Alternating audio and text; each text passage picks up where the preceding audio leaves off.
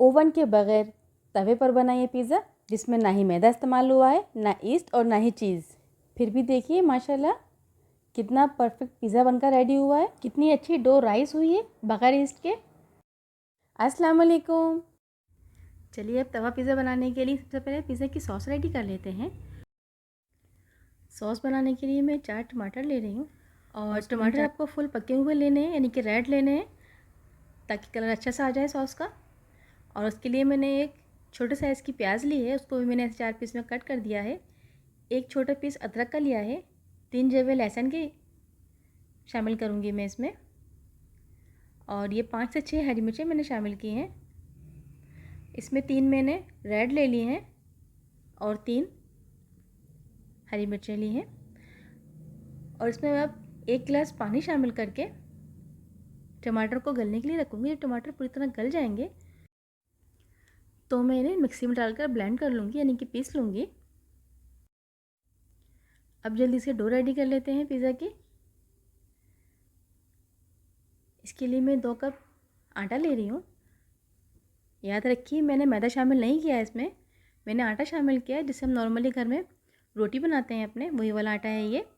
और इसको मैंने अच्छे से छान लिया है। नमक डालेंगे इसमें 1/2 टेबल स्पून। नमक आप अपने टेस्ट के हिसाब से कम या ज़्यादा कर सकते हैं। अब मैं शक्कर शामिल करूँगी इसके अंदर 1/2 टेबल स्पून। और इसमें मैं कॉर्नफ्लोर भी शामिल करूँगी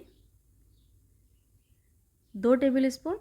इससे क्या होगा कि जो हमारी डो है पिज़्ज़ा की वो अच्छे से राइज़ होगी और क्रिस्पी हो जाएगी। और 2 टीस्पून में इसमें बेकिंग पाउडर शामिल करूँगी इसमें जाल लाने के लिए। 1 टीस्पून में इसमें बेकिंग सोडा शामिल कर रही हूँ, जो मीठा सोडा हम लोग अमूमन पकौड़ों में या खानों में शामिल करते हैं अपने।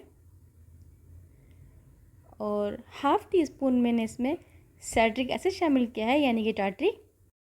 इससे कमाल के रिज़ल्ट आएंगे हमारे पिज़्ज़ा की डो में, क्योंकि बेकिंग सोडा और टाटरी मिलकर बबल्स बनाते हैं, तो वही इफ़ेक्ट हमारे पिज़्ज़ा की डो में आएगा और काफ़ी अच्छे से राइज़ हो जाएगा और फूल जाएगी डो। और इसमें मैं 2 टेबल स्पून घी के शामिल कर रही हूँ। अगर आप मक्खन चाहें तो मक्खन भी डाल सकते हैं इसके अंदर। 1 चमचा मैं दही शामिल करूँगी टेस्ट लाने के लिए डो में, क्योंकि मैंने इसमें अंडा शामिल नहीं किया है, तो दही डालने से काफ़ी अच्छा टेस्ट आ जाएगा। और अब मैं इस डो को नीम गर्म पानी से गूँधूँगी ताकि जल्दी से ये डो राइस हो जाए। और अगर घी डालने से पहले इन तमाम चीज़ों को अच्छी तरह से मिक्स करके छान लिया जाए 1-2 मरतबा, तो उसके बहुत अच्छे रिज़ल्ट आते हैं और बहुत कमाल की डो बनकर रेडी होती है और जल्दी से राइस भी हो जाती है। तो देखिए मैं इसको नॉर्मली जैसे हम आटा गूँधते हैं इस तरह गूँध रही हूँ। मैंने इसे बहुत हार्ड नहीं गूँधना है। देखिए हमारी डो बनकर रेडी है। इस तरह से हम लोग नॉर्मली आटा गूँधते हैं घर में रोटी बनाने का, बिल्कुल सेम मैंने वैसे ही इसका टेक्सचर रखा है। और अब मैं इसको कवर लगाकर रख दूँगी तकरीबन आधे घंटे के लिए। और इंशाल्लाह 30 से 40 मिनट में बहुत अच्छी राइस हो जाएगी ये डो। और अब देखिए हमारे जो टमाटर मैंने पकाने के लिए रखे थे सॉस बनाने के लिए, वो गल गए हैं और मैंने इसको ग्राइंडर की जग में डालकर ग्राइंड कर लिया है। और अब मैं इसमें जो पानी है उसको वो मैं ड्राई करूँगी और उसमें मसाले शामिल करूँगी, क्योंकि आपको याद हो कि हमने जब पकाने रखा था तो मैंने इसमें कोई मसाले शामिल नहीं किए थे। अब इसमें आधा टेबल स्पून शक्कर शामिल किया है मैंने, और 1 टीस्पून नमक का शामिल किया है, और 1 टीस्पून मैंने इसमें पिसी हुई काली मिर्च शामिल की है। 1 टीस्पून में इसमें कुटी हुई लाल मिर्च शामिल कर। अगर आप बच्चों के लिए बना रहे हैं तो आप कुटी हुई लाल मिर्च ना शामिल कीजिए और काली मिर्च भी कम रखिए। 1/2 टीस्पून मैंने इसमें ऑरिगेनो शामिल किया है, और 1/2 टीस्पून में इसमें मस्टर्ड पाउडर शामिल करूँगी। अगर आपके पास मस्टर्ड पाउडर नहीं है, उसका पेस्ट है, तो आप वो भी शामिल कर सकते हैं। और अगर ये दोनों चीज़ें नहीं हैं तो कोई मसला नहीं है, आप इसमें अजवाइन भी पीस कर डाल सकती हैं, उससे भी काफ़ी अच्छा टेस्ट आ जाता है पिज़्ज़ा सॉस में। चलिए जब इसको अच्छे से मिक्स कर लेते हैं और इसको इतना पकाएंगे कि इसका पानी ड्राई हो जाए और ये सॉस की फॉर्म में आ जाए। देखिए कितनी अच्छी सॉस बनकर रेडी हुई है माशाल्लाह। अब हमारी सॉस बनकर रेडी है।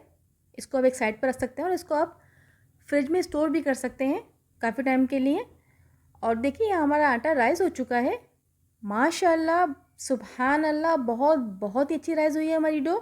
ये देख सकते हैं आप कितना अच्छा जाल बना है इसके अंदर बग़ैर ईस्ट के। देखा आपने, बहुत ज़बरदस्त डो बनकर रेडी हुई है। अब जल्दी से मैं इसको पेड़ा बनाकर इसको बेलन की मदद से बेल लेती हूँ पिज़्ज़ा के साइज़ में।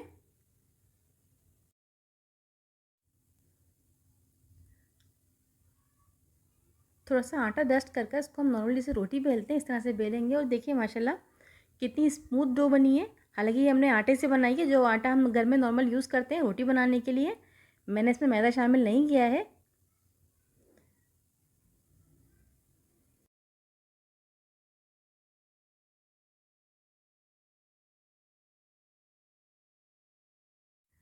और इसका साइज़ मैंने बहुत पतला नहीं रखा है, ये देखिए आप, बस इतना बहुत है।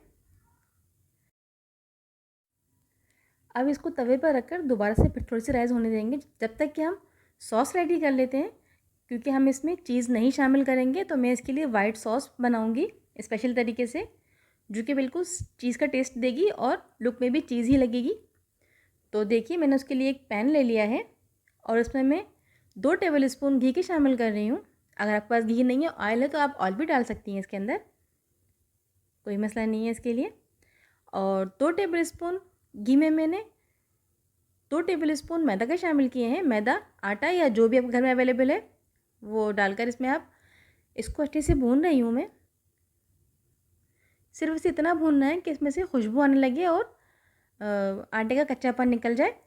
ये इसको भूनते वक्त इस बात का ख्याल रखिए कि आपका चूल्हा जो है वो स्लो हो। अगर आप इसको हाई फ्लेम पर भूनेंगे तो ये आपका आटा जल सकता है और उसमें कड़वाहट आ जाएगी। आटे का हल्का सा कलर चेंज हो गया और उसमें से खुशबू भी आने लगी है। तो इसमें मैं 1 कप दूध का शामिल कर रही हूँ। और इस बात का ख्याल रखें कि दूध आप इसमें गर्म ना शामिल करें, बल्कि रूम टेम्परेचर पर लें या फिर ठंडा हो, ज़्यादा अच्छा हो जाता है। अब इसमें बहुत ख़ास मसाले नहीं शामिल होंगे, बल्कि वही नॉर्मल ही मैंने इसमें आधा टीस्पून नमक का शामिल किया है और 2 चुटकी मैंने इसमें पिसी हुई काली मिर्च शामिल की है। और अगर आप पास मायोनीज़ है तो आप वो डाल दीजिए, उससे अच्छा टेस्ट भी आ जाता है इसका और काफ़ी क्रीमी लुक आ जाएगा इसका, कलर भी अच्छा हो जाएगा। ये मैंने 1 चम्मच मायोनीज़ डाली है इसके अंदर। इसको शामिल करने के बाद इसको अच्छी तरह से मिक्स कर लीजिए और हल्का सा एक बॉयल आने पर चूल्हा बंद करके इसको उतार दीजिए। तो ये आपकी वाइट सॉस रेडी हो जाएगी। इसको आप पास्ता में भी यूज़ कर सकते हैं। तो देखिए जब तक जो मैंने पिज़्ज़ा बेल कर रखा था अपना, वो भी अच्छे से राइज़ हो गया है। अब मैं पिज़्ज़ा सॉस लगा रही हूँ उस पर। और अगर आपने ये नहीं बनाना चाहते हैं आप इस पर, तो आप इस पर नॉर्मली सिंपल केचप लगा सकते हैं या चिली गार्लिक सॉस भी लगा सकते हैं। सिर्फ केचप से भी बहुत अच्छा टेस्ट आता है इसका। अब देखिए मैंने पूरे में फैलाने के बाद मैंने जो सॉस बनाई थी मैं वो शामिल कर रही हूँ उस पर। इस तरीके से पूरे में फैलाने के बाद देखिए माशाल्लाह कितना अच्छा लुक, अभी से कितना यमी लग रहा है ये देखने में, बहुत बहुत ही प्यारा लुक आया है इसका। चिकन है मेरे पास बॉयल किए हुए, चिकन के रेशे मैंने कर लिए हैं बॉयल करके, वो मैं डाल रही हूँ उस पर। और थोड़ी सी मैंने शिमला मिर्च कट कर ली है छोटे पीस में,